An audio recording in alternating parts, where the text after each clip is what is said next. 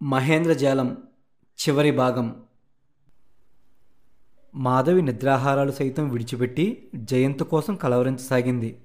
జయభగవంత్ విచారంతో కూతురి దగ్గర కూర్చుని ఉన్నాడు. పోనీలే తల్లి, ఎందుకంతగా విచారిస్తున్నావు? నా మంత్రశక్తితో ఇంద్రజాలిక విద్యతో అంతకంటే మంచి కుక్కను సృష్టించి ఇస్తాను.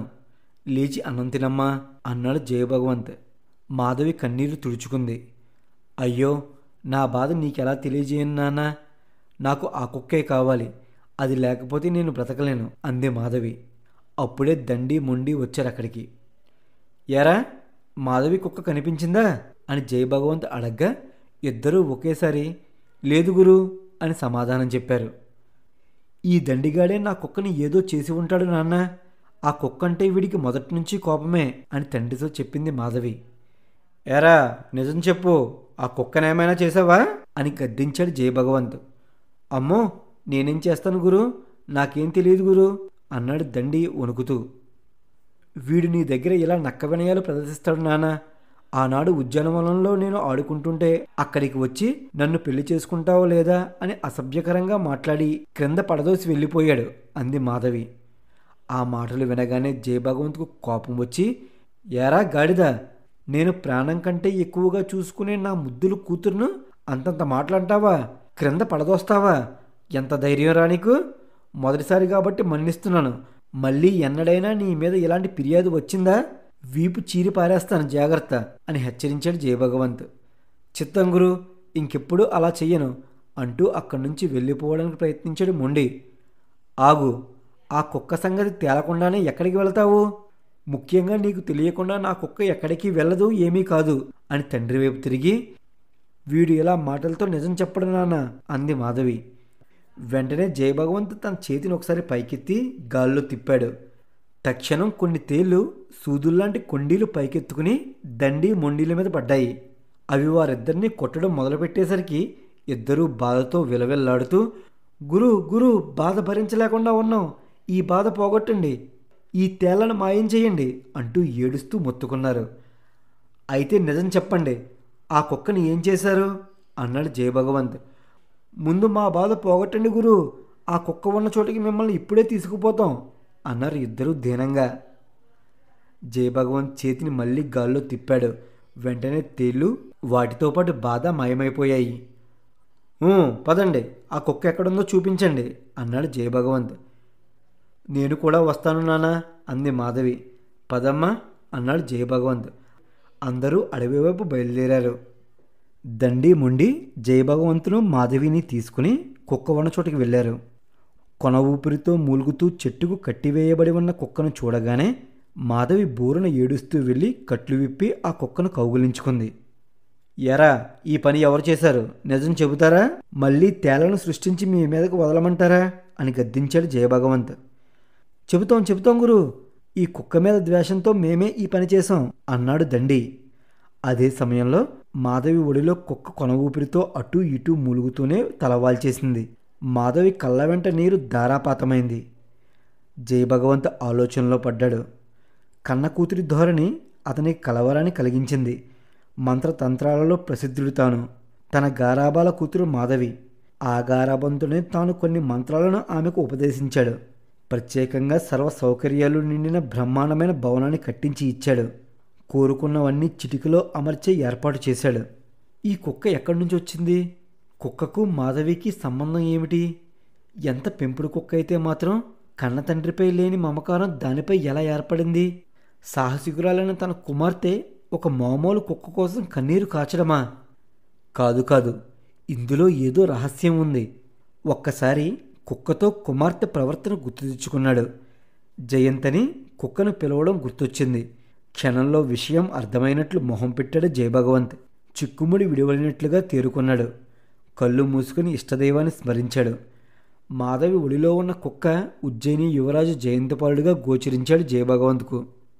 కుమార్తె పైన పట్టరాని కోపం వచ్చింది. కానీ అణుచుకుని ఏమీ తెలియనట్లు నటించి ఏదో విధంగా మాధవిని జయంత్ బారి నుంచి తప్పించాలనుకున్నాడు. ముందు మాధవి దుఃఖాన్ని పోగొట్టాలి. అందుకు జయంత్ను మామూలు మనిషిగా చెయ్యాలి. జయభగవంత్ కుక్కపై మంత్రోదకం చల్లాడు. వెంటనే ఆ కుక్క మాయమై ఆ స్థానంలో పూర్వం కీలుగుర్రం మీద ఎక్కి వచ్చిన దుస్తులతో ఆభరణాలతో ప్రకాశిస్తున్న జయంతపాలుడు నవ్వుతూ సంపూర్ణ ఆరోగ్యంతో నిల్చున్నాడు. అతన్ని చూడగానే దండి మొండి ఆశ్చర్యంతో, గురు గురు అలా చూడండి, మాధవి కుక్క ఎలా మారిపోయి అందగాడైన యువకుడైపోయిందో చూడండి గురు అన్నాడు దండి. వెంటనే జయభగవంత్ అటువైపు తిరిగి, ఆ ఉజ్జయిని యువరాజు జయంతపాలుడు అన్నాడు విభ్రాంతుడవుతూ. అవును స్వామి, ఇదేమీ ఇంద్రజాలం కాదు, మహేంద్రజాలం కాదు, నేను నిజమైన జయంతపాలునే. మీరు సృష్టించి మా రాజధానికి తెచ్చిన ఆ యంత్ర గుర్రాన్ని ఎక్కి ఇలా వచ్చాను. అప్పటి నుంచి మీ కూతురి మంత్రమహిమ వల్ల అప్పుడప్పుడు కుక్కగా ఉన్నాను అన్నాడు జయంతపాలుడు. జయభగవంత్ తల ఊపి ఏదో ఆలోచించడం మొదలుపెట్టాడు. మాధవికి తాను ఉపదేశించిన మంత్ర విద్యలన్నీ ఉపసంహరించుకున్నాడు. నాన్న, నన్ను మన్నించవు. ఈ జయంతపాలుని విషయంలో సమయం వచ్చినప్పుడు మీకు చెబుదామనుకున్నాను, కానీ ఈ దండి ముండీల మూలంగా అని మాధవి ఏదో చెప్పబోతుండగా మాధవి మాటలకు మధ్యలోనే అడ్డొస్తూ, పర్వాలేదులే తల్లి, ఇంటికి వెళదాం పదండి అన్నాడు జయభగవంత్ ముందుకు దారితీస్తూ. కొన్ని దినాలు మాధవి జయంతపాలునితో హాయిగా గడిపింది. ప్రతిదినం వెన్నెల వేళల్లో ఉద్యానవనంలో ఆడుకుంటూ ఉండడం వాళ్లకు అలవాటైపోయింది. ఒకనాడు జయంతపాలుడు ఉద్యానవనంలో పచారులు చేస్తూ ఉండగా దూరంగా మాధవి పాట వినిపించింది. తన కోసం వచ్చి తను ఉన్న చోటికి రమ్మని అలా పాటతో ఆహ్వానిస్తుందనుకున్నాడు జయంతపాలుడు. వెంటనే ఆ పాట వినిపిస్తున్న వైపుకు నడిచాడు.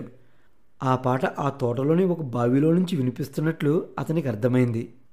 తన మాధవి ఆ పాతాళపు బావిలోంచి ఎందుకు పాట పడుతుందా అని ఆశ్చర్యపోతూనే జయంతపాలుడు ఆ బావి వద్దకు వచ్చి లోపలికి తొంగి చూశాడు. పాట ఆగిపోయింది. మొదటి నుంచి అతనికి తెలియకుండా అతని వెన్నంటి వచ్చిన దండి ముండి ఇద్దరు చిరకలు పట్టుకుని జయంతపాలుని పాతాళం వంటి ఆ బావిలోకి త్రోసివేశారు. హమ్మయ్య, గురువుగారు చెప్పిన పని సలక్షణంగా పూర్తి చేశాం. ఇప్పుడే పోయి మాధవినిచ్చి పెళ్లి చేయమని ధైర్యంగా అడుగుతాను గురువుగారిని అన్నాడు దండి చేతులు దులుపుకుంటూ. అదేమిట్రా, మాధవి నూతిలో కదా ఉంది, పాట కూడా పాడిందిగా అన్నాడు మొండి. నీ మొహం, పాట లేదు పద్యమూ లేదు, అదంతా గురువుగారి మహేంద్రజాలం. పెళ్ళికని తన కూతుర్ని వలలో వేసుకున్నాడని ఆ జయంతపాలుడి మీద గురువుగారికి కోపం. అదీగాక ఈ జయంతపాలుని తండ్రి మన గురువుగారిని చాలా చాలా అవమానం చేసి పంపాడట. అందుకోసమని ఈ విధంగా పగ తీర్చుకున్నాడు. ఒరే మొండి, ఈ సంగతి మాధవిగ్గాని చెప్పావు సుమా, గురువుగారు తేలు వదులుతారు సుమా అన్నాడు దండి. నేనెందుకు చెబుతారా బాబు, నాకు మాధవి అంటే మొదటి నుంచి చచ్చేంత భయం అన్నాడు మొండి. అయితే పద, గురువుగారి దగ్గరికి వెళ్దాం అన్నాడు దండి. ఇద్దరూ ముందుకు కదిలారు. గురు అంతా మీరు చెప్పినట్లే చేశాం గురు అన్నాడు దండి. బేష్రా, మీరు నాకు తగిన శిష్యులు అన్నాడు జయభగవంత్. అయితే గురు, మాధవిని నాకిచ్చి పెళ్లి చేస్తారు కదూ దండి ఉత్సాహంగా అడిగాడు.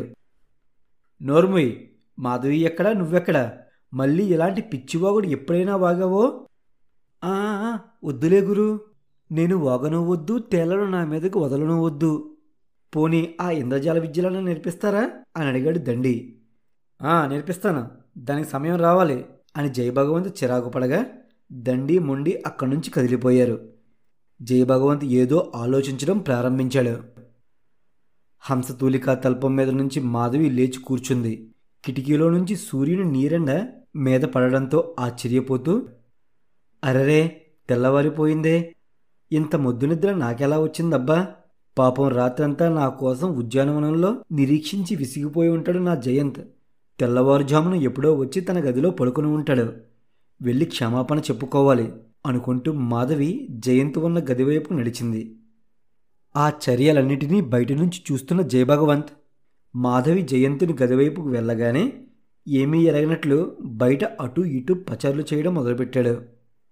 మాధవి గదంతా జయంతపాలుని కోసం వెతకసాగింది. అతను కనిపించకపోవడంతో బయటికి వచ్చి తండ్రిని చూసింది. నాన్న, జయంత్ని చూసావా అని అడిగింది. లేదమ్మా, గదిలో లేడా అని అడిగాడు జయభగవంత్ తనకేమీ తెలియనట్లు నటిస్తూ.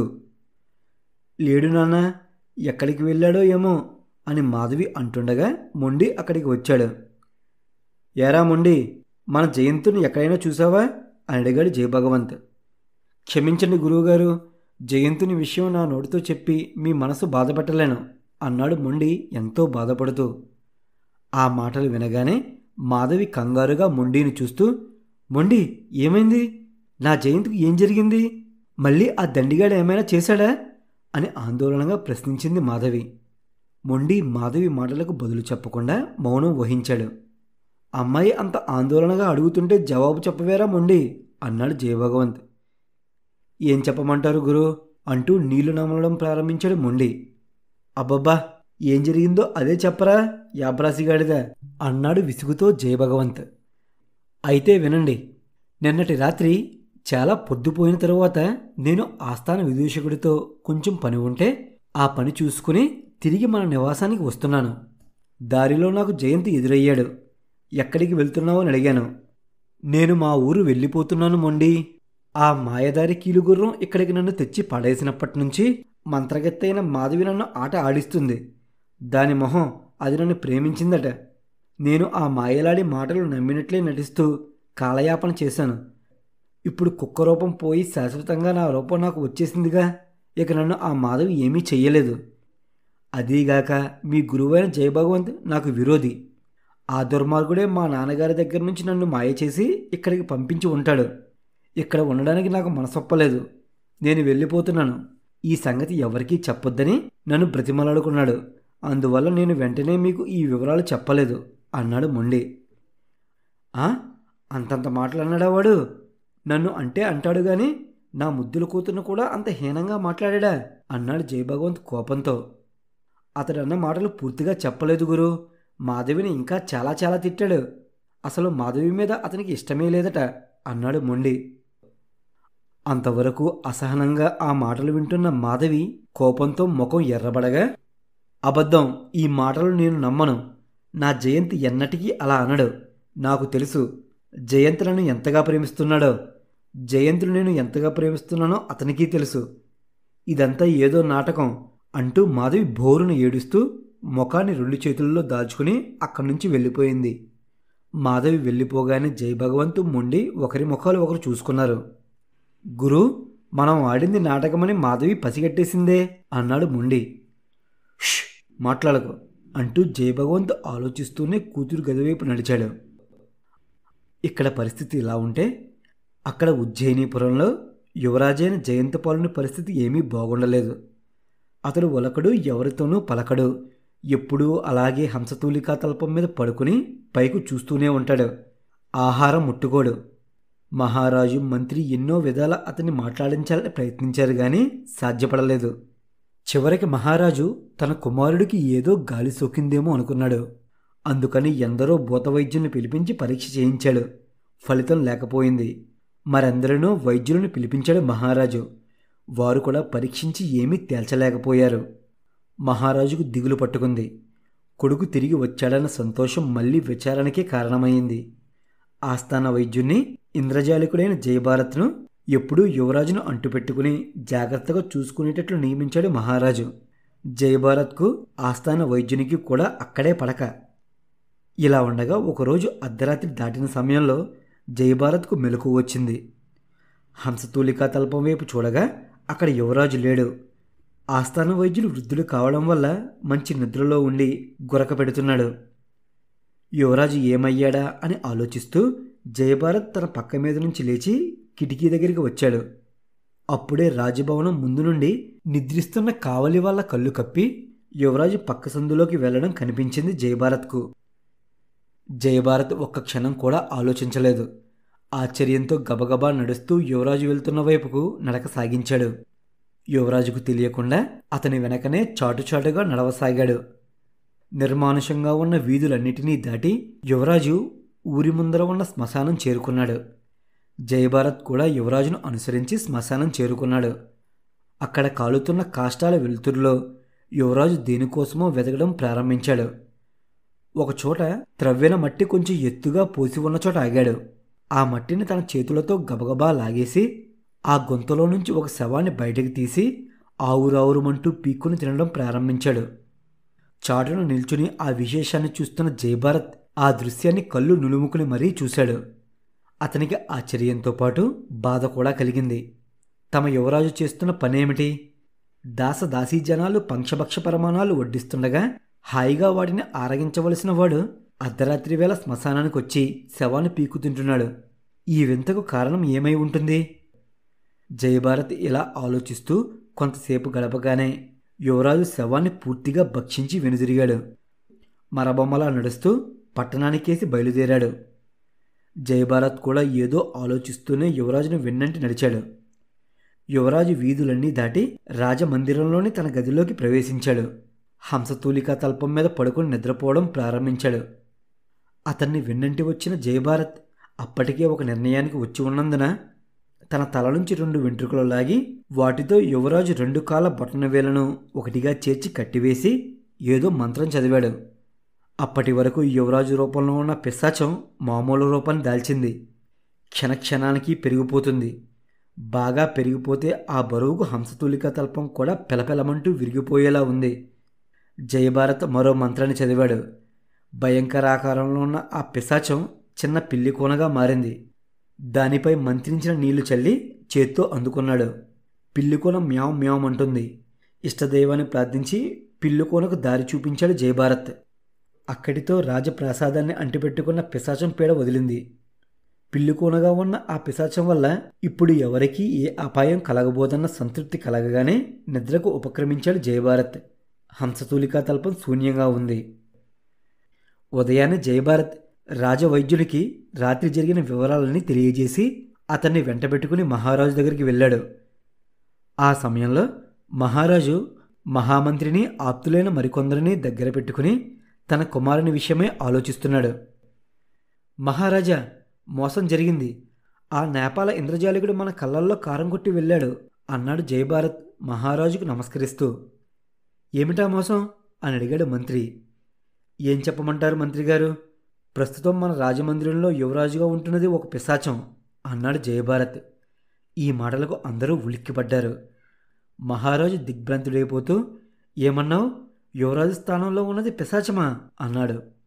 అవును ప్రభు అని జయభారత్ రాత్రి జరిగిన విశేషాలన్నీ పోసకూర్చున్నట్లు చెప్పాడు మహారాజుతో. తన ఆస్థాన ఇంద్రజాలికుడైన జయభారత్ గొప్ప రాజభక్తుడని, అతని పరిశోధనలో గాని మాటలలో గాని ఎప్పుడూ పొరపాటు ఉండదని అందరూ నమ్ముతారు. జయభారత్, అయితే మన యువరాజు గారు ఎక్కడున్నట్లు మంత్రి ఆందోళనగా అడిగాడు. వంచకుడైన ఆ నేపాల మాంత్రికుని తిరిగి మనం పట్టుకురాగలిగితే యువరాజు సంగతి తేటతెల్లమవుతుంది. మహారాజు గారు విధించిన చెరసాల శిక్షను తప్పించుకోవడానికి ఈ ఎత్తువేసిపోయిన ఆ నేపాలీయుడు ప్రస్తుతం తన రాజ్యానికి వెళ్ళి ఉంటాడనే అనుకోవాలి అన్నాడు జయభారత్. మహామంత్రి, అయితే నేపాల రాజుకు వర్తమానం పంపండి. జరిగిన సంగతులన్నీ వివరించి ఆ మాంత్రికుడిని మా ఆధీనం చెయ్యకపోతే యుద్ధం తప్పదని మన రాయబారికి ఉత్తరం ఇచ్చి పంపండి అని మహారాజు దుఃఖంతో అంతఃపురం వైపు వెళ్ళిపోయాడు. అది నేపాల దేశపు రాజధాని అయిన కటమణ నగరం. ఆ పట్టణాన్ని పాలించే అమర్నాథ్ మహారాజు ఒకనాడు కొలువుదీరి ఉండగా ఒక రాజుభటుడు వడివడిగా సింహాసనం దగ్గరికి వచ్చి నమస్కరిస్తూ, మహారాజా, ఉజ్జయిని చక్రవర్తి అయిన మహేంద్రపాలుల వారి పంపున ఒక రాయబారి వచ్చి తమ దర్శనం కోసం వేచి ఉన్నాడు అని విన్నవించాడు. వెంటనే లోపలికి పంపించు అని రాజభటుని పంపించాడు అమర్నాథ్.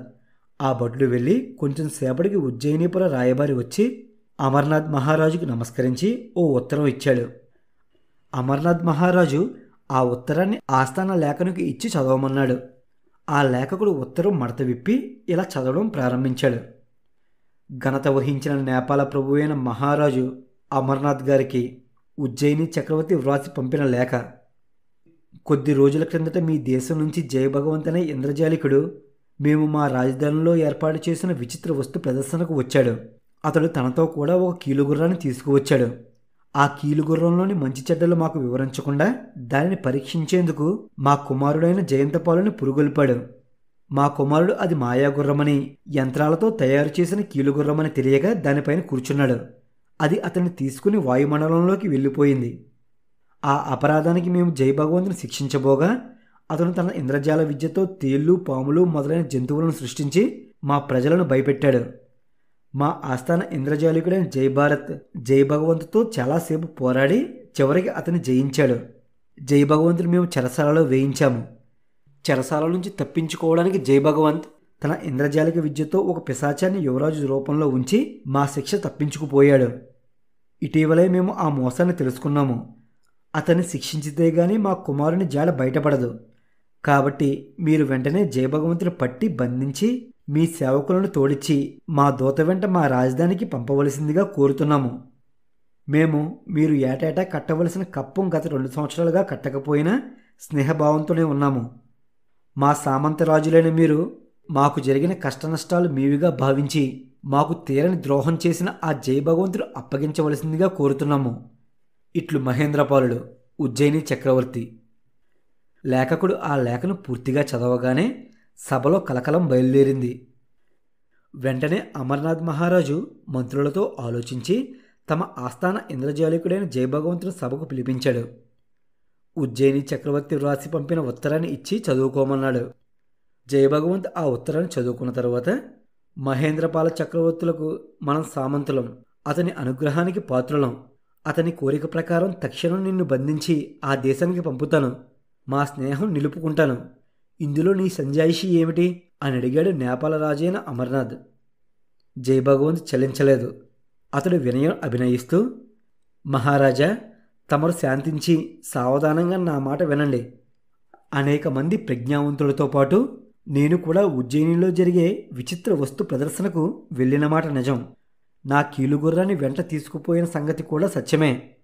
అయితే చక్రవర్తి కుమారుడు నా అనుమతి లేకుండా ఆ గుర్రాన్ని ఎక్కి వివరం తెలుసుకోకుండా వేగిరపడ్డాడు. అది నిజమైన గుర్రం అనుకుని అశ్వపరీక్షలో తన్ను మించినవారు లేరన్న అహంభావంతో దాని మీదకి ఎక్కి కూర్చున్నాడు. ఆ గుర్రం అతన్ని అంతరిక్షానికి ఎత్తుకెళ్ళింది. అందుకు బాధ్యుని నేనా ప్రభు అన్నాడు. అమర్నాథ్ మహారాజు తల ఊగిస్తూనే, అవును, నువ్వు కాదు అన్నాడు. అందుకు నేను బాధ్యున్నని మహేంద్రపాల చక్రవర్తి నన్ను ఖైదు చేయించాడు. నేను తప్పించుకోవడానికి ఎత్తువేసిన మాట నిజమే.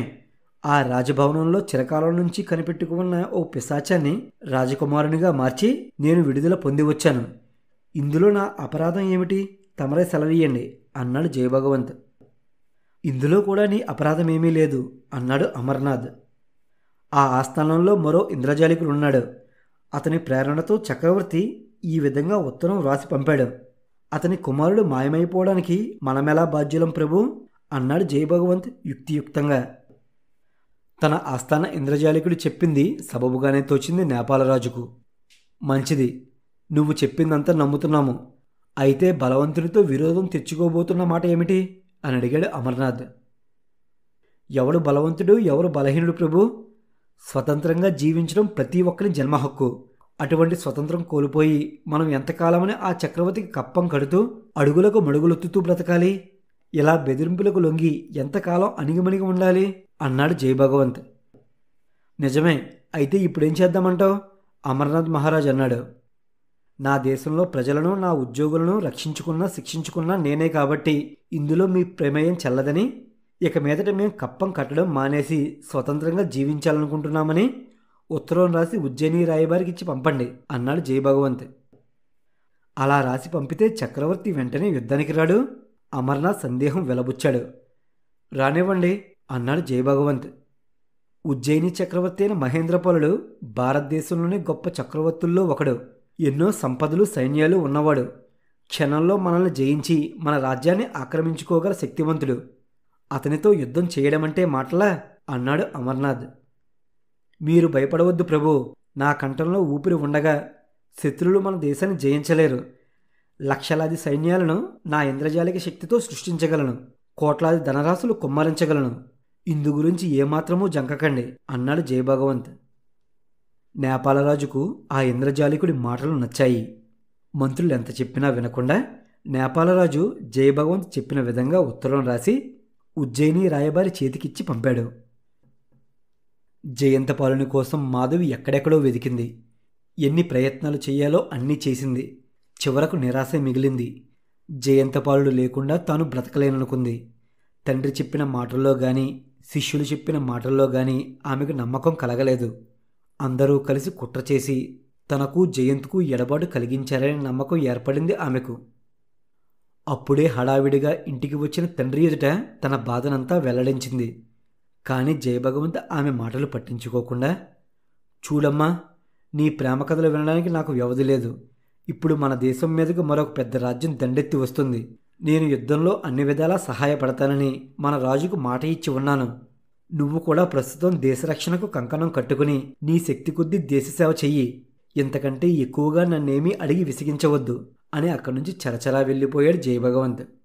మాధవి హతురాలైపోయింది. మాధవికి ఏమీ పాలుపోలేదు. కన్ను మూసినా తెరిచినా ఆమెకు ఉజ్జయిని యువరాజైన జయంతపాలుడే కనిపిస్తున్నాడు. మనశ్శాంతి కోసం తాను ఉద్యానవనానికి వెళ్ళింది. ఆ వనంలో జయంతపాలుడిని తలుచుకుని దుఃఖిస్తూ అతనితో గడిపిన మధుర క్షణాలు గుర్తు తెచ్చుకుని వలవరిస్తూ ఆ వనంలో ఒక దిశగా నడవసాగింది. అంతవరకు ఆ వనంలో ఉన్న ఒక బావిరిగడ్డం సన్యాసి ఆమె చర్యలన్నిటినీ కనిపెడుతూ ఆమెను అనుసరించి నడవసాగాడు. అప్పుడే అక్కడికి వచ్చిన దండి బైరాగిని చూశాడు. తాను కూడా చాటుచాటున వాళ్ళను అనుసరించాడు. దండి బైరాగిని చేరి నమస్కరించి, స్వామి, మీరు నాకు ఒక సహాయం చేయాలి అని అడిగాడు ఎంతో వినయంగా. ఏం సాయం చేయాలో చెప్పు నాయనా అని అడిగాడు బైరాగి. ఇప్పుడు మన ముందు వెళ్తున్న ఆ సుందరాంగిని చూశారుగా స్వామి అన్నాడు దండి. చూస్తున్నానుగా, మీరిద్దరూ భార్యాభర్తలు కావాలని యోగం ఉంది అన్నాడు. ఆ మాటలు వినగానే దండి మహదానందంలో మునిగిపోతూ బైరాగి పాదాల మీద పడ్డాడు. మీరు చెప్పినట్లు ఆ యోగమైతే ఉండొచ్చు గాని ఆ పిల్లకు నేనంటే అసలు ఇష్టం లేదు స్వామి. తమరు కనికరించి ఆమె నాకు వశమయ్యేటట్లు ఏదైనా చిట్కా చెప్పాలి అని బ్రతిమలాడాడు దండి. అదెంత పని నాయనా, నువ్వొక్కసారి ఆమె ప్రక్కన నిల్చుంటే నీకొక తాయెత్తు ఇస్తాను. నీవు ఆమె మెడలో ఆ తాయెత్తు కట్టిన తక్షణం ఆమె నీకు బానిసవుతుంది. నువ్వు చెప్పినట్లు వింటుంది అన్నాడు బైరాగి. వెంటనే దండి ఉత్సాహంతో లేచి నిల్చున్నాడు. వంగి వంగి ఆ బైరాగికి దండం పెడుతూ, అయితే తమరు వెంటనే నా వెంట రండి స్వామి అన్నాడు దండి. పదనాయన అన్నాడు బైరాగి. దండి అప్పుడే మాధవి తన భార్య అయిపోయినట్లుగా మురిసిపోతూ బైరాగిని వెంటబెట్టుకుని మాధవి వెళ్తున్న వైపు నడిచాడు. ఆ వనంలో మాధవి ఒకచోట దుఃఖిస్తూ, జయంత్, ఎక్కడున్నావు? ఏమైపోయావు? మనమిద్దరం మొట్టమొదటిసారిగా కలుసుకున్నది ఇక్కడే. నిన్ను నా నుంచి ఏ దుర్మార్గులు విడదీసి ఏ అపకారం నీకు తలపెట్టారో నాకెలా తెలుస్తుంది అని తనలో తాను కుమిలిపోతూ విలపించసాగింది. దండి ఆ బైరాగిని వెంటబెట్టుకుని దుఃఖిస్తున్న మాధవిని సమీపించాడు. దండి ఏదో మాట్లాడబోగా బైరాగి అతన్ని వారించి తన వెనక నిల్చోమన్నాడు. అనంతరం బైరాగి మాధవి ముందుకు వెళ్ళి, అమ్మా, నువ్వు ఎవరు? ఎవరిని తలుచుకుని ఎలా దుఃఖిస్తున్నావు? నువ్వు పిలుస్తున్న ఆ జయంతి ఎవరు అని వాత్సల్యంతో అడిగాడు. స్వామి, నేనొక అభాగ్యురాలిని. ఈ నేపాల దేశపు ఆస్థానంలో ఉన్న ఇంద్రజాలికుడైన జయభగవంత్ గారి పుత్రికను. నా పేరు మాధవి. ఉజ్జయిని యువరాజైన జయంతపాలుడు మా నాన్నగారు తయారు చేసిన ఒక కీలుగుర్రం ఎక్కి చివరకు ఇక్కడికి చేరుకున్నారు. నేను జయంత్ రహస్యంగా ప్రేమించుకున్నాం. అది ఇష్టం లేని మా నాన్నగారి శిష్యులైన దండి మొండి ఇద్దరూ కలిసి కుక్క రూపంలో ఉన్న నా జయంత్ను ఒకసారి మోసగించి బంధించి చావగొట్టారు. మా నాన్నగారు అతన్ని బాగుచేసి నాకు తాను ఉపదేశించిన మంత్రవిద్యలన్నీ ఇటీవలే ఉపసంహరించుకున్నారు. ఆ తర్వాత జయంతుడు మళ్ళీ నా నుంచి విడదీసి ఆ దుర్మార్గులే ఏ కీడైనా తలపెట్టి ఉంటారని నా అనుమానం. ఎక్కడున్నాడో ఎలా ఉన్నాడో తెలుసుకోవడానికి కూడా నా వద్ద మంత్రవిద్యలు లేవు. నేను సామాన్యురాలినై ఇలా ఇక్కడ కూర్చుని నా ప్రాణాలకు ప్రాణమైన నా ప్రియుడి కోసం దుఃఖిస్తూ ఉన్నాను స్వామి అంది మాధవి బైరాగిని చూస్తూ. అమ్మా, జయంత్ కూడా నేను మనస్ఫూర్తిగా ప్రేమించాడన్నావు, ఆ మాట నిజమేనా అని బైరాగి ప్రశ్నించాడు. నిజమే స్వామి, నా జయంత్ ఆడిన మాట తప్పడు.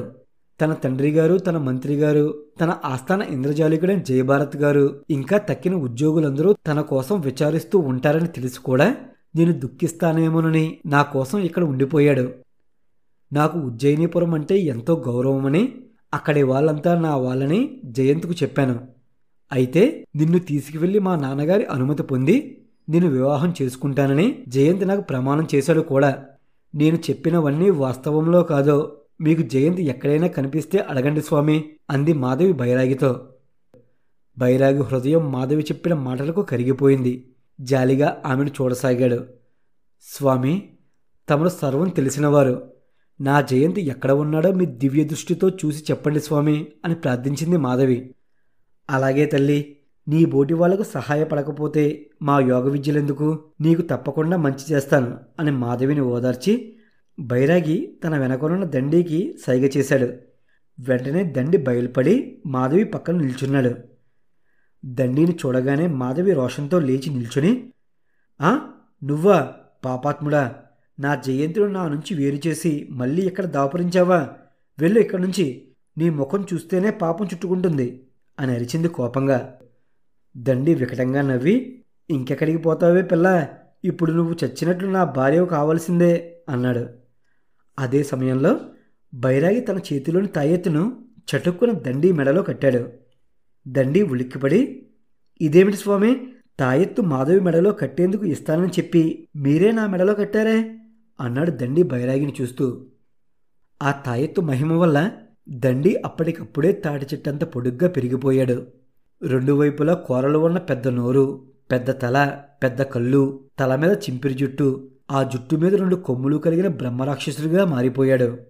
మాధవి దండి ఆ విధంగా రాక్షసుడిగా మారిపోవడానికి ఆశ్చర్యపడుతూనే బైరాగి వంక ప్రశ్నార్థకంగా చూసింది.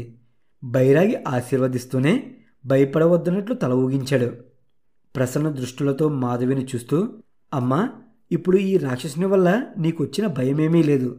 వీడు నా మాటకు కట్టుబడి ఉంటాడు అన్నాడు బైరాగి. బైరాగి అలా అనగానే ఆ మాటను యథార్థం చేస్తూ బ్రహ్మరాక్షసుడిగా మార్పు చెందిన దండి శిరస్సు వంచి బైరాగికి నమస్కరిస్తూ, స్వామి, ఏమి మీ ఆజ్ఞ, సెలవియ్యండి అని అడిగాడు. ఉజ్జయిని యువరాజైన జయంతపాలుడు ఎక్కడున్నాడో వెంటనే ఇక్కడికి తీసుకురా అన్నాడు బైరాగి. బైరాగి అలా ఆజ్ఞాపించగానే రాక్షసుని రూపంలో ఉన్న దండి సమీపంలో ఉన్న నూతి దగ్గరికి పోయి లోపలికి ఉరికాడు.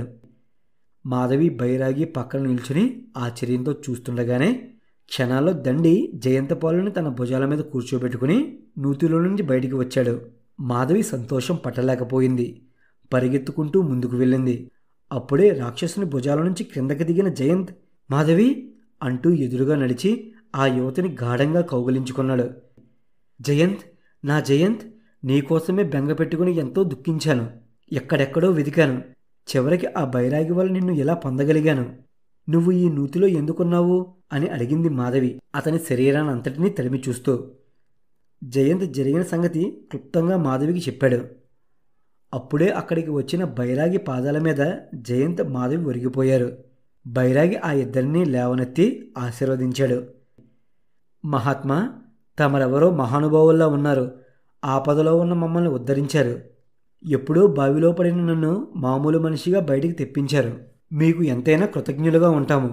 మీరు చేసిన సహాయానికి బదులుగా నేను ఇక్కడేమీ చేయలేకపోవచ్చు. మీరెప్పుడైనా మా ఉజ్జయిని వచ్చినప్పుడు నన్ను కలుసుకోండి. నేను ఉజ్జయిని చక్రవర్తి అయిన మహేంద్రపాలుని వారి పుత్రుణ్ణి. నా పేరు జయంతపాలుడు. మీకు ఏం కావలసి వచ్చినా చేస్తాను అన్నాడు జయంత్. బైరాగి చిన్నగా నవ్వి, యువరాజా, నిన్ను ఇక్కడ కలుసుకోవడం నాకు ఎంతో సంతోషాన్ని కలిగించింది.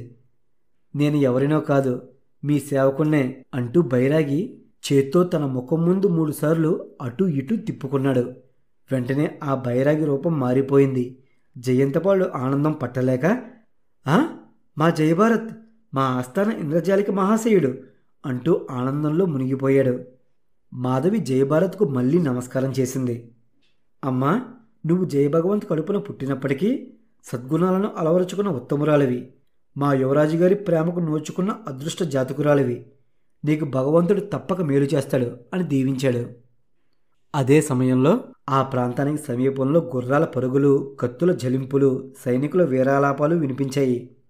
జయంత్ ఆ సరంభం వింటూ ఆశ్చర్యంతో జయభారత్ను చూశాడు.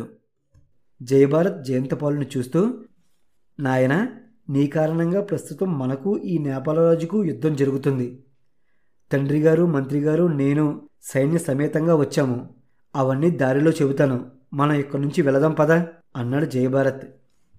మాధవి, నేను మా తండ్రి గారికి సహాయంగా యుద్ధానికి వెళతాను. నువ్వు మీ ఇంటికి వెళ్ళు, తర్వాత వచ్చి కలుసుకుంటాను అన్నాడు జయంతపాలుడు. జయభారత్ రాక్షసుడైన దండీని చూసి, సేవక, నువ్వు యుద్ధరంగంలోకి వెళ్ళి ఉజ్జయిని సైనికుల పక్షం నిలిచి శత్రువులను హతమార్చు అని ఆజ్ఞాపించాడు. ఆజ్ఞ ఏలిక అని రాక్షసుడు అక్కడి నుంచి మాయమైపోయాడు. పదండి జయభారత్, మనం త్వరగా వెళ్ళి నాన్నగారిని కలుసుకుందాం అని జయంతపాలుడు ముందుకు నడిచాడు గబగబా. జయభారత్ జయంతపాలుని అనుసరించాడు. వెళుతున్న తన ప్రియుని వైపు నిశ్చేష్టురాలే చూస్తూ ఉండిపోయింది మాధవి. ఉజ్జయినిపుర సైనికులకు నేపాల దేశ సైనికులకు యుద్ధం భయంకరంగా జరుగుతుంది. అతను కూడా కత్తిపట్టి మంత్రి సేనాధిపతులతో యుద్ధరంగంలోకి బయలుదేరబోతుండగా మహేంద్రపాల చక్రవర్తి దగ్గరికి యువరాజైన జయంతపాలుడు జయభారత్ అప్పుడే వచ్చి చేరుకున్నారు. పుత్రుని చూడగానే చక్రవర్తికి పట్టరాని ఆనందం కలిగింది. 2 చేతులు చాచి కౌగిలించుకుని శిరస్సు మీద ముద్దు పెట్టుకున్నాడు. నాయనా, నువ్వు నా నిజమైన కుమారుడివే కదా, మళ్ళీ ఏ ఇంద్రజాల మహేంద్రజాలలో కావు కదా అన్నాడు. కాదు నాన్న, నేను మీ జయంతున్నే. ఆనాడు కీలుగుర్రం మీదకి ఎక్కినవాడిని చివరికి ఇక్కడికి చేరుకున్నాను.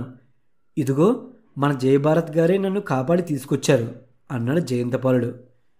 అవును ప్రభు, మన యువరాజు గారే, మీరు చింతించవలసిన పని లేదు అన్నాడు జయభారత్. నాన్న, మీరు అలా నిల్చుని చూస్తూ ఉండండి. నేను ఉండగా మీరు కత్తి పట్టవలసిన అవసరం లేదు. తండ్రి గారి చేతిలోని కత్తిని అందుకున్నాడు. మంత్రి సేనాపతులు తమ యువరాజును చూసి ఆనందించారు.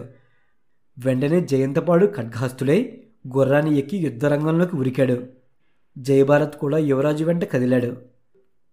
జయంతపాలుడు శత్రుమోకలను వేల సంఖ్యలో తెగ నరుకుతున్నాడు.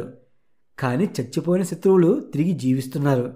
ఆ మాయ జయంతపాలుడికి అర్థం కావడం లేదు. అది అంతులేని యుద్ధమైపోయింది. రాక్షసుడైన దండి కూడా ఎంతోమందిని చంపుతున్నాడు. మరోపక్క జయభగవంత్ ఉజ్జయిని సైనికుల్ని సర్వనాశనం చేస్తే గాని నేపాల దేశానికి విజయం చేకూరదన్న అభిప్రాయానికి వచ్చాడు. తన మంత్రశక్తితో అగ్నిజ్వాలని సృష్టించాడు. క్షణంలో అగ్నిజ్వాలలు ఆకాశాన్ని అంటుతూ చుట్టుముట్టాయి. హఠాత్తుగా ఏర్పడిన ఈ ప్రళయానికి ఉజ్జయిని సైనికులు గురయ్యారు. అగ్నిజ్వాలలకు మాడిపోతున్నారు. హాహాకారాలు చేస్తున్నారు. జయభారత్ పరిస్థితి అర్థం చేసుకున్నాడు. వరుణదేవుని మంత్రశక్తితో వశీకృతుని చేసుకున్నాడు. క్షణాల్లో ఉరుములు మెరుపులతో పెలపెలమంటూ కుండపోత వర్షం కురవసాగింది. అంతా వరద నీటితో నిండిపోయింది. ఉజ్జయిని సైనికుల ఉత్సాహానికి అంతులేదు. ఇది చూసిన జయభగవంత్ పళ్ళు పటపటా కొరికాడు. తన మాయాజాలంతో లెక్కకు మిక్కుటమైన సైన్యాన్ని సృష్టించాడు. ఇంతలో జరుగుతున్న బీభత్సాన్ని చూసిన జయంతపాలుడు అయోమయంలో పడి, జయభారత్, నాకేమీ పాలుపోవడం లేదు అన్నాడు. యువరాజా, మీరు కలత చెందవద్దు. నేను ఉండగా ఈ మాయా నాటకం మీ ముందు పనిచేయదు అని జయభారత్ చేయిని ఒకమారు శత్రుసేనలకేసి ఆడించాడు. వెంటనే ఎక్కడి శత్రు సైనికులు అక్కడే మటుమాయమయ్యారు. ఉజ్జయినిపుర సైనికులను ఎదిరించడానికి ఒక భటుడు కూడా లేకపోయాడు. ఈ వింత చూస్తూనే యువరాజు తన గుర్రం నుంచి కిందకు ఉరికాడు. తమ ఆస్థాన ఇంద్రజాలికుడైన జయభారత్ సాయంతో అదృశ్య రూపుడే అప్పుడే బయలుపడిన జయభగవంతుని బంధించాడు. ఇతన్ని తీసుకుని నేపాల దేశపు రాజభవనానికి వెళ్ళండి, మేము కూడా ఇప్పుడే అక్కడికి వస్తున్నాం అని యువరాజు బంధితుడైన జయభగవంతును తన సైనికుల్లో కొందరికి అప్పగించాడు. ఉజ్జయినిపుర సైనికుల జయ ధ్వానాలతో దిక్కులు పిక్కటిల్లాయి. మాధవి జయంతుడు వెళ్ళిన చాలాసేపటికి ఇంటికి బయలుదేరింది.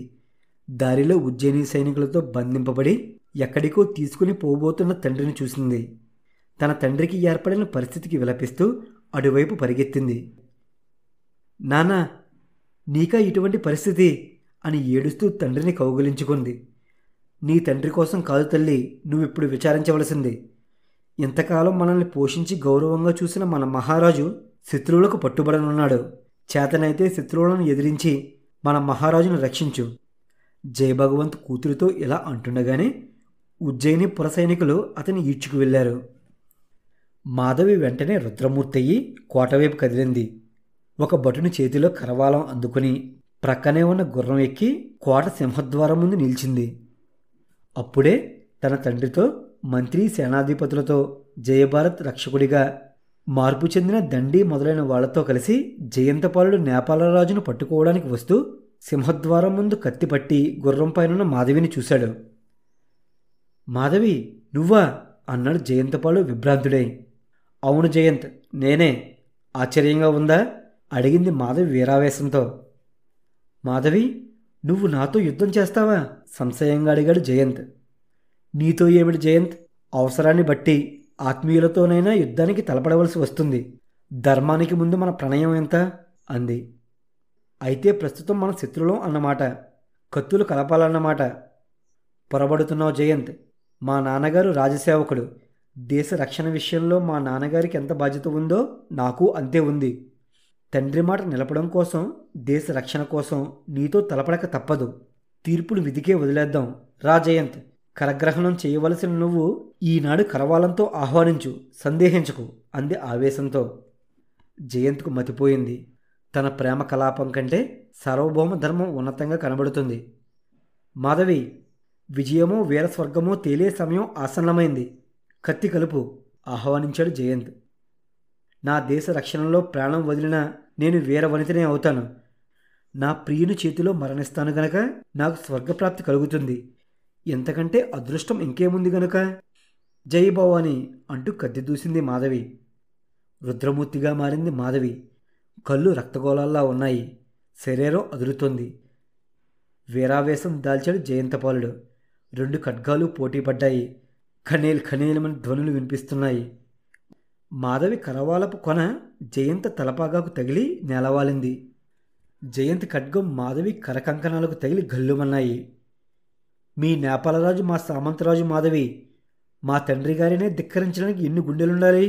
మీ తండ్రి చెడుబోధలు విని మాపై కత్తిగట్టాడు.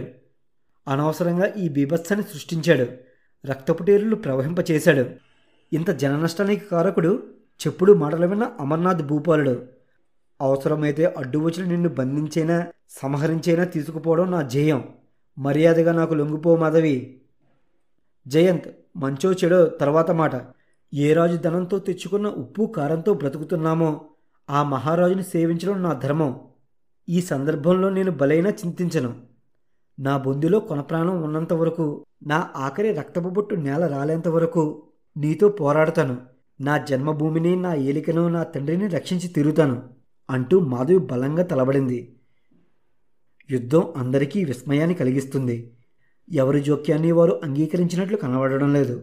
అంతటి ధైర్యమూ ఎవరికీ లేదు. మహాభయంకరంగా పోరాడుతున్నారు జయంత్, మాధవి. కత్తుల శబ్దాలతో ఆ ప్రదేశం మారుమోగుతుంది. ఆదిశక్తిలా పోరాడుతుంది మాధవి. మాధవి కత్తి జయంత్ దేహాన్ని తాకింది. కుడి భుజం మీద ఘాటు పడింది. రక్తం చిమ్మింది. ఒక్కసారి గాయం వంక చూశాడు జయంత్. అతనిలో వీరావేశం పిల్లుబుకింది. ఒక స్త్రీ చేతిలో తాను ఓడిపోవడమా? ఉజ్జయిని సామ్రాజ్య యువరాజుకు ఎన్నడూ లేని పరాజయమా? మాధవి, నా సహనాన్ని పోగొట్టావు. సవాలు చేశావు. శబాష్, కాచుకో అంటూ విజృంభించాడు. అతని కరవాలం మాధవి మెడను ముద్దెట్టుకుంది. రక్తం చెమర్చింది. అపాయం కొంచెంలో తప్పింది. లేదంటే మాధవి మెడ తెగిపడేదే. అంతవరకు ఆ ప్రేయసీ ప్రేమికుల యుద్ధాన్ని వినోదంగా తిలకిస్తున్న అందరూ భయభ్రాంతులయ్యారు. వారిద్దరి సమరం తీవ్రం కావడంతో ఆతృత చెందారు. మహేంద్రపాలుడికి మాధవి అందచందాలు, ఉద్రేక ఉత్తేజాలు, మాట తీరు, పరాక్రమం ముచ్చటగొలిపాయి. కోడలు కావలసిన అందాల రాశితో తన కుమారుడు యుద్ధం చేయడం, పరాక్రమం చూపించడం సబబుగా అనిపించలేదు. మరికొన్ని క్షణాలు మౌనం వహిస్తే ఎవరో ఒకరు రెండో వారి చేతిలో మరణించేటట్లున్నారు. ఆగండి అంటూ ఆజ్ఞాపించాడు. జయంతపాలుడు, మాధవి గబుక్కున ఆగిపోయారు. జయంత్, మనకు నేపాల దేశం వద్దు. నేపాల రాజును బంధించడమూ వద్దు. మనకు ద్రోహం తలపెట్టినవాడు జయభగవంత్. అతన్ని బంధించాం. అది చాలు. యుద్ధం విరమించండి. మన రాజ్యానికి పోదాం. నువ్వు ప్రేమించిన మాధవి సామాన్యురాలు కాదు, సాహసీకురాలు. పౌరుషాలకు పోయి 100 ఏళ్ల నిండు జీవితాన్ని నాశనం చేసుకోకండి. హాయిగా పెళ్ళాడి స్వర్గసుఖాలు అనుభవించండి అన్నాడు. వీల్లేదు నాన్నగారు. మీకింత మనస్తాపాన్ని కలిగించిన అమర్నాథ్ మహీపాలుని బంధించకుండా మనం ఉజ్జయిని నగరానికి పోరాదు అంటూ మాధవి వైపు తిరిగి, మాధవి రా, నువ్వో నేనో ఈరోజే తేలిపోవాలి అంటూ కత్తి కలిపాడు. చక్రవర్తి చేసేది లేక తన ప్రక్కన ఉన్న జయభారత్ను చూస్తూ, ఇంద్రజాలిక మహాశయ, ఈ ఘోరాన్ని చూసి నేను భరించలేను. దేవకన్య లాంటి ఈ యువతి నా కోడలు కావాలి గాని నా కుమారుని చేతిలో మరణించకూడదు.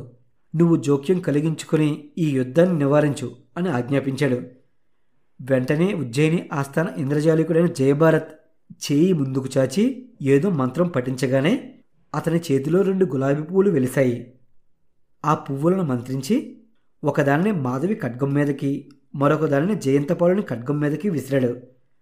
వెంటనే అక్కడ ఉన్న వాళ్ళందరూ ఆశ్చర్య సంతోషాలతో చూస్తూ ఉండగా వాళ్ళ చేతుల్లో ఉన్న కరవాలాలు 2 గులాబీ మాలలుగా మారిపోయాయి. మాధవి, జయంతపాలుడు తెల్లబోయి అలాగే చూస్తున్నారు. యువరాజా, అమ్మా మాధవి, అలా తెల్లబోయి చూడకండి. ఈ దండలను ఒకరి మెడలో ఒకరు వేసుకోండి. అంతా నేను చక్కపరుస్తానుగా. మీ ఇద్దరి శపథాలను నేను నెరవేర్చుతాను. మీ గౌరవాలకు నేను భంగం కలగనివ్వను, సరేనా అన్నాడు జయభారత్. జయభారత్ మీద నమ్మకం ఉన్న ఆ ఇద్దరు ప్రేయసీ ప్రియులు వీరావేశాలు విస్మరించి ఒకరిని ఒకరు అనురాగం నిండిన చూపులతో చూసుకున్నారు. జయభారత్ను చూసి, మహానుభావ, నా ప్రియుణ్ణి అప్పుడు నూతిలో నుంచి రక్షించావు. ఇప్పుడు ఈ యుద్ధం అప్పుచేసి మా జీవితాలను ఒకటి చేశావు. నీకు ఎంతో కృతజ్ఞురాలని అంటూ మాధవి తన చేతిలోని గులాబీ దండను జయంతపాలుని మెడలో వేసింది. జయంతపాలుడు కూడా తన చేతిలోని గులాబీ మాలతో మాధవి కంఠాన్ని అలంకరించాడు. అక్కడున్న వాళ్ళందరి కళ్ళు ఆనందంతో మెరిశాయి. అందరూ జై జయధ్వానాలు చేశారు. చారుల వల్ల జరిగిన సంగతులన్నీ తెలుసుకుని నేపాల దేశపు మహారాజైన మహేంద్రనాథ్ మంత్రి సేవకులతో వచ్చి కోట దగ్గర ఉన్న ఉజ్జయిని చక్రవర్తికి నమస్కరించాడు. సార్వభౌమ, నా తప్పులన్నీ క్షమించండి. నా ఆస్థాన ఇంద్రజాలికుడైన జయభగవంత్ మాటలు విని పొరపాటు చేశాను. ఇప్పుడు నా గర్వము, నా ఇంద్రజాలికుని గర్వము మటుమాయమయ్యాయి. ఈ వీరవనితి అయిన మాధవి మా పుత్రిక వంటిది. ఈమె ధైర్య సాహసాలు, రాజభక్తి మా దేశాన్ని కాపాడి మీతో మేము వియ్యమందేటట్లు చేశాయి. ఇక నుంచి మనం పూర్వంలాగే మిత్రులం అన్నాడు అమర్నాథ్. మహేంద్రపాల చక్రవర్తి అతని భుజం తడుతూ, మిత్రమా, ఒకరిని ఒకరు అర్థం చేసుకుంటే ఏ అనర్థాలు ఉండవు. మీ స్నేహాన్ని అంగీకరిస్తున్నాను. మీ ఆస్థాన ఇంద్రజాలికుడైన జయభగవంతును కూడా విడుదల చేస్తున్నాను అని అమర్నాథ్ మహారాజును స్వయంగా సముచితంగా గౌరవించాడు. అనంతరం చక్రవర్తి ఆజ్ఞ ప్రకారం జయభగవంత్ రాజభటులతో అక్కడికి కొనిరాబడ్డాడు. అతన్ని చూస్తూ నేపాలరాజు, చూశారా జయభగవంత్, మీ మూలంగా మాకు ఎన్ని అనర్థాలు ఏర్పడ్డాయో, ఎంతమంది సైనికులు మరణించారో, ఈ పాపానికి ప్రాయశ్చిత్తం ఉందా నీకు అని అడిగాడు. జయభగవంత్, మహారాజా, మన సైనికుల్లో ఏ ఒక్కరూ మరణించలేదు. నేను ముందుగానే యుద్ధరంగంలో మన సైనికులను ఇంద్రజాలిక విద్యతో మరొక చోటికి సురక్షితంగా చేర్చాను. ఆ సైనికుల స్థానంలో ఉన్న వాళ్ళందరూ నా ఇంద్రజాల విద్య వల్ల ఉద్భవించిన వారే. వారందరినీ మహాబుద్ధిమంతులు, మహేంద్రజాల విద్యల్లో ఆరితేరినవాడు, సత్ప్రవర్తకుడు అయిన ఈ జయభారత్ ఇంద్రజాలిక శక్తి మటుమాయం చేసింది. ఈ సంగతి జయభారత్ కూడా తెలుసు. ఇదిగో మన సైనికులందరినీ ఇప్పుడే మీ సమక్షంలోకి రప్పిస్తాను అని జయభగవంత్ అందరూ ఆశ్చర్యపడుతుండగా చెయ్యి తిప్పి ఏదో మంత్రం పఠించాడు. వెంటనే కోట ముందు నేపాల సైనికులందరూ ఆవిర్భవించారు. అరెరే, మా సైనికులు మరణించలేదన్నమాట. ప్రాణనష్టం జరిగిందని మేము విచారించాం అని అమర్నాథ్ మహారాజు జయభగవంత్ వైపు తిరిగి, అనవసరంగా నిన్ను నిందించాను జయభగవంత్ అన్నాడు. అనంతరం జయభారత్ జయభగవంతుని సమీపించి, మిత్రమా, ఇప్పటి నుంచి మనం జరిగింది మర్చిపోదాం. ఏ విద్యలైనా 10 మందికి మంచిని కలిగించినప్పుడే అవి రాణిస్తాయి గాని చెడును కలిగించినప్పుడు వాటి శక్తుల విలువ క్షీణించిపోతుంది అన్నాడు. నిజం మిత్రమా, ఈ సత్యం నాకు అనుభవపూర్వకంగా తెలిసింది. మీ మహేంద్రజాలం నా ఇంద్రజాలాన్ని మించిందని గ్రహించాను. మీ వల్లనే మన మహారాజులిద్దరూ ఒకటయ్యారు. మళ్ళీ నాకు చాలా సంతోషంగా ఉంది అన్నాడు జయభగవంత్. సంతోషంగా ఉంది అంటే చాలదు, మీ పుత్రికారత్నమైన మాధవిని మా యువరాజు గారికి ఇచ్చి వివాహం జరిపించి ఆశీర్వదించాలి అన్నాడు జయభారత్ చిరునవ్వుతో. అన్నిటికీ మా మహారాజు గారు ఉన్నారుగా. ఇప్పుడే నా పుత్రికను దత్తపుత్రికగా మా మహారాజు గారికి సమర్పిస్తున్నాను. ఈ ఇంద్రజాలిక విద్యలన్నీ నీ వంటి మంచి మనస్సు ఉన్న సత్పురుషుని వద్ద ఉంటే ప్రపంచానికి ప్రయోజనం ఉంటుంది కానీ నా వంటి వాడి దగ్గర ఉండదగినవి కావు. కాబట్టి నా విద్యలను నీకే ధారపోస్తున్నాను మిత్రమా. ఇక నేను ఎక్కడికైనా వెళ్ళి నిశ్చంతగా తపస్సు చేసుకుంటూ అప్పుడప్పుడు వచ్చి నా పుత్రికను చూసుకుంటూ ఉంటాను అని జయభగవంత్ ఎవరి జవాబుకు ఎదురు చూడకుండా కూతురును ఒకసారి ప్రేమగా చూసి, అమ్మా, నీ తండ్రి గౌరవం, మన రాజు గౌరవం నిలబెట్టావు తల్లి. నీ భర్తను ప్రేమానురాగాలతో సేవించుకుంటూ చరితార్థురాలివి అవుదువుగాక అని దీవించి జయభగవంత్ అంతర్ధానమైపోయాడు. అనంతరం నేపాల రాజైన అమర్నాథ్ ఉజ్జయిని చక్రవర్తిని చూస్తూ, మహాసార్వభౌమ, మా ఆస్థాన ఇంద్రజాలికుని కోరిక ప్రకారం సంతానం లేని నేను మాధవిని నా పుత్రికగా స్వీకరిస్తున్నాను. ఇప్పటి నుంచి మన 2 దేశాలకు రాజు జయంతపాలుడే. మీరు సైన్య సమేతంగా ఉజ్జయిని వెళ్ళండి. శుభముహూర్తం చూసి మేము మా పుత్రిక అయిన మాధవిని తీసుకుని ఉజ్జయిని వస్తాం అన్నాడు అమర్నాథ్ మహారాజు. అప్పుడే జయభారత్ సంకల్పశక్తి వల్ల యథారూపం ధరించి దండి ఆ మాటలు విని సంతోషిస్తూ, మాధవి నన్ను మన్నింపు చెల్లి అన్నాడు. ఉజ్జయినిపురం మంగళ వాయిద్యాలతో మారుమ్రోగింది. అష్టకష్టాలు అనుభవించి తమ యువరాజు తమ ఆస్థాన ఇంద్రజాలికుడైన జయభారత్ వల్ల సురక్షితంగా తిరిగి వచ్చాడని, త్వరలోనే తమ యువరాజుకు పట్టాభిషేకము, కళ్యాణ మహోత్సవము జరుగుతాయని తెలుసుకున్న పౌరులు ఆనందంతో పొంగిపోతూ తమ తమ ఇళ్లల్లో పండుగలు చేసుకున్నారు. నేపాల దేశపు రాజైన అమర్నాథ్ మహారాజు మాధవిని పెళ్లి కూతుర్నిగా అలంకరింపజేసి సపరివారంగా ఉజ్జయిని వచ్చాడు. మహేంద్రపాల చక్రవర్తికి ఆ వర్తమానం అందగానే మంత్రి పురోహితులతో ఎదురు వెళ్ళి ఆహ్వానించి మంగళ వాయిద్యాలతో వారిని తమ భవనానికి తీసుకువచ్చాడు. తన వలపుల దేవి అయిన మాధవి తనకు రాణి కాబోతున్నందుకు జయంతపాలుడు ఎంతగానో మురిసిపోయాడు. పట్టణమంతా చక్కగా అలంకరించారు. బంధుమిత్రులతో ఉజ్జయినిపురం నిండిపోయింది. ఆకాశమంతా పందిరి వేశారు. మహేంద్రపాల చక్రవర్తి సర్వబంధు సమక్షంలో తమ ప్రజలు కన్నుల పండుగగా చూస్తుండగా మాధవి జయంతుల వివాహం మహావైభవంగా జరిగింది.